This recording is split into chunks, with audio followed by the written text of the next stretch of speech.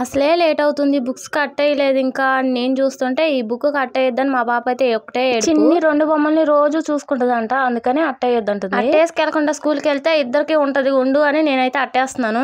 అసలే కట్టిన ఫీజుకి న్యాయం చేయాలని చాలా బుక్స్ పంపించారు. పిల్లలు చదువుకోవడమేమో గానీ ఈ మోసేసరికి వీళ్ళ పని అయిపోతుంది. 2 నెలలకి 3 నెలలకి బ్యాగులు అయితే తెంపేస్తున్నారని గట్టి బ్యాగులే కొన్నాను ఈసారి. మేము చదువుకునేటప్పుడు అయితే న్యూస్ పేపర్ తో అట్టేసి గట్టి గోతం చూసి బ్యాగ్ కుట్టించేయటమే. 6వ తరగతి చదివేటప్పుడు అనుకుంటా మా నాన్న గోలగోలు చేసి కొత్త బ్యాగ్ అయితే కుట్టించుకున్నాను. బుక్స్ వేసుకుని బ్యాగ్ తగిలించుకుని వెళ్తుంటే మా అత్తయ్య అయితే మా ఆయన్ని వాళ్ళ అన్నీని అయితే పిలిచేది. దెబ్బకి బ్యాగ్ వేసుకుని పరిగెత్తేదాన్ని. అప్పట్లో వాళ్ళంటే అంత భయం నాకు. వాళ్ళేం సరదా కోసం చేసేవాళ్ళు, నేనేం సీరియస్ గా తీసుకునేదాన్ని. రోజు పరిగెత్తలేక మా అమ్మతో చెప్పైతే వాళ్ళ నాన్నతో వార్నింగ్ ఇప్పించాను. గట్టిగానే ఇచ్చాడు అనుకుంటా, దెబ్బ కనిపించలేదు మళ్ళీ బయట. అట్లా ఉంటది మనతోని. పిల్లి కళ్ళు మూసుకుని పాలు తాగుతూ నన్ను ఎవరు చూడలేదులే అనుకుందంట.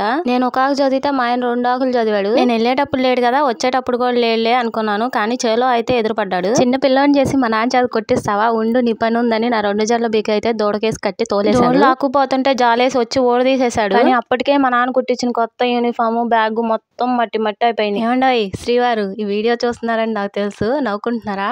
బాగా నవ్వుకోండి, జాగ్రత్త, పరువు వైద్యం.